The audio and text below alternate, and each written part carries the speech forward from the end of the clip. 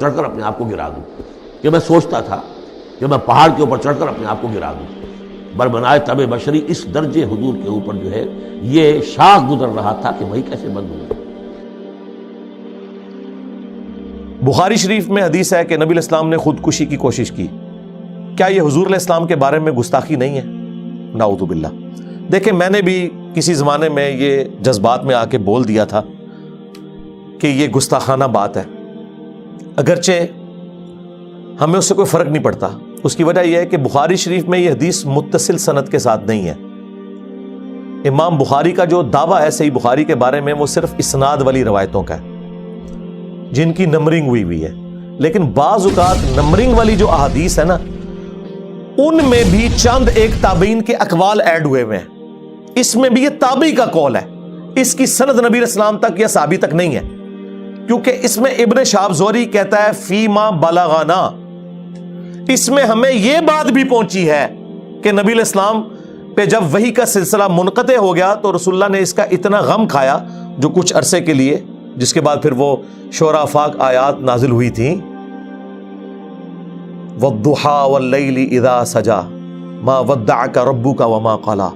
نہ تو آپ کے رب نے آپ کو چھوڑا ہے، اللہ تعالیٰ تو آپ سے محبت فرمانے والا ہے، اور پھر اس میں رسول اللہ صلی اللہ علیہ وآلہ وسلم پہ جو اللہ کے احسانات ہیں اللہ نے وہ گنوائے۔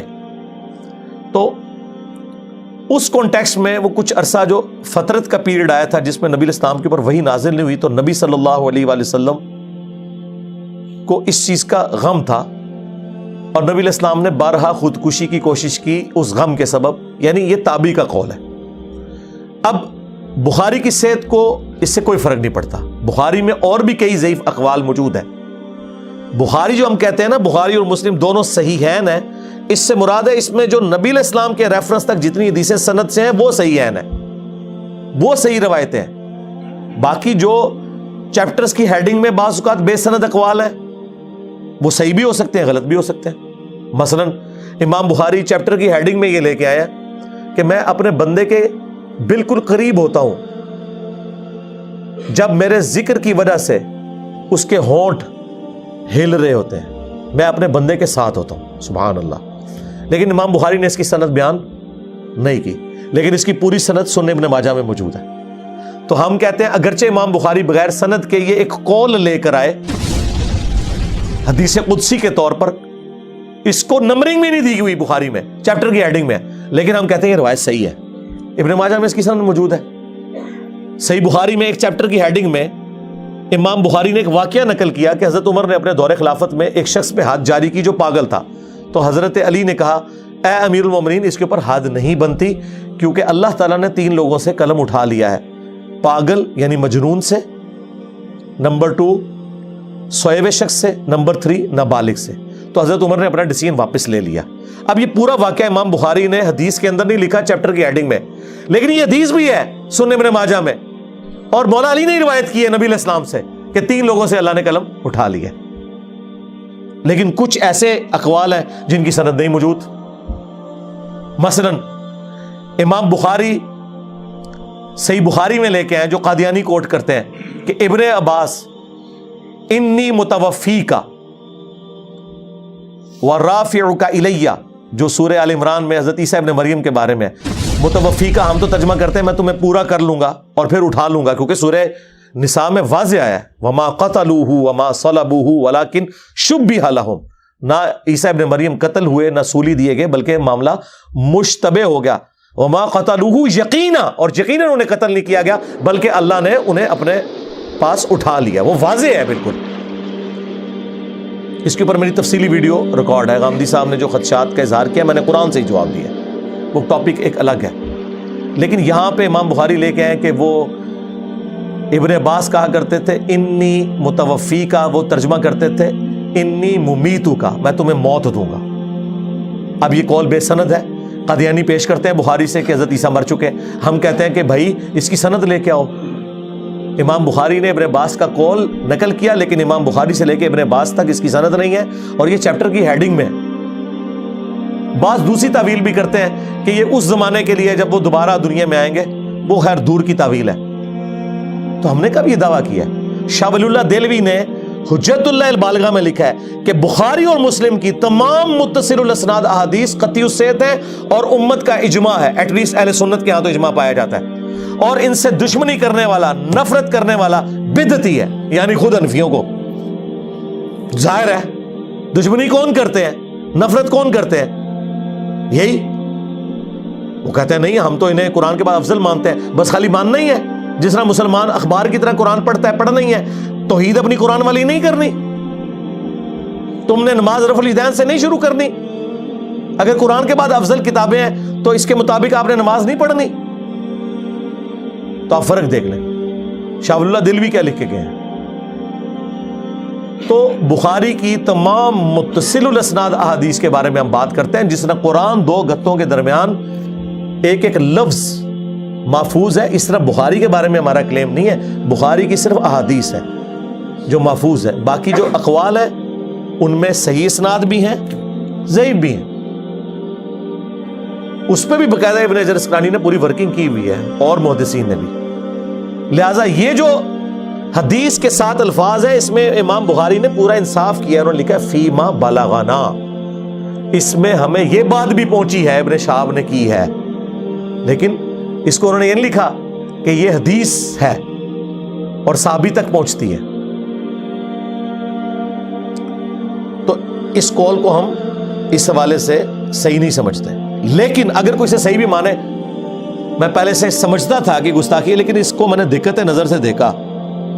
ہمارے ایک بڑے قریبی دوست، ہمارے اسٹوڈنٹ، محقق آدمی ہیں، غلام محی الدین بھائی، لاہور میں ہوتے ہیں. انہوں نے میری اس طرف توجہ دلائی کہ علی بھائی اس میں گستاخی والا کون سا پہلو ہے؟ کیا یہ ہمارا عقیدہ نہیں ہے کہ اللہ تعالیٰ انبیاء کی حفاظت کرتا ہے اور وہ گناہ نہیں کرتے، اگرچہ مائل ہو سکتے ہیں؟ جیسا کہ یوسف علیہ السلام کے بارے میں سورہ یوسف میں آیا کہ اس عورت نے یوسف کا قصد کیا اور یوسف بھی قصد کر لیتا. ہاں بس ایک جملے نے نا، ہمارے ایک اسٹوڈنٹ کے ایک جملے نے ہمارے اس ذہن کا عقدہ کھول دیا. میں نے کہا بالکل یار یہ تو حرام کام ہے، ایک ایسی عورت کے ساتھ منہ کالا کرنا جو ماں بھی ہو. منہ بولی ماں تو تھی نا، پالا تھا نا. اور قرآن کہہ رہا ہے کہ یوسف بھی قصد کر لیتا اگر اپنے رب کی برہان نہ دیکھتا. ٹھیک ہے، تو کیا یہ حضرت یوسف کی گستاخی ہو گئی ہے؟ کی تو نہیں نا انہوں نے کوئی حرکت. اور دوسرا اللہ نے کہا کر لیتے اگر ہم نہ انہیں بچاتے.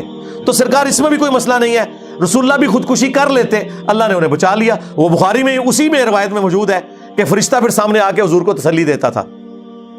تو گستاخی والا کوئی پہلو نہیں ہے اس میں، کیونکہ نبی اللہ کی حفاظت میں ہوتے ہیں.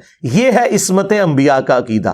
عصمت انبیاء کا عقیدہ قطعاً یہ نہیں ہے کہ نبی روبوٹ ہیں اور ان کے کوئی جذبات ہی نہیں ہوتے. نعوذ باللہ. سرکار ایسا نہیں ہے. مسلم شریف میں حدیث ہے، ایک عورت حضور کے سامنے سے گزری، آپ کی اچانک نظر پڑ گئی، آپ فوراً گھر کے اندر گئے، اپنی بیوی کے ساتھ ازدواجی تعلق قائم کیا اور باہر آئے اور آپ نے فرمایا کہ اگر اچانک تمہاری کسی عورت پہ نظر پڑ جائے اور وہ تمہیں بھلی معلوم ہو تو فوراً اپنی بیوی کے پاس جاؤ، اس کے پاس بھی وہی کچھ ہے جو اس عورت کے پاس، یوں اس عورت کا خیال تمہارے دل سے نکل جائے گا.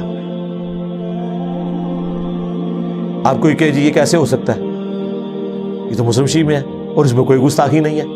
مسلم شریف میں حدیث ہے، نبی علیہ السلام نے فرمایا کہ میرے رب نے مجھے حکم دیا ہے اچانک اٹھ جانے والی نکاح کے بارے میں کہ اگر پڑے تو میں فوراً اٹھا لوں.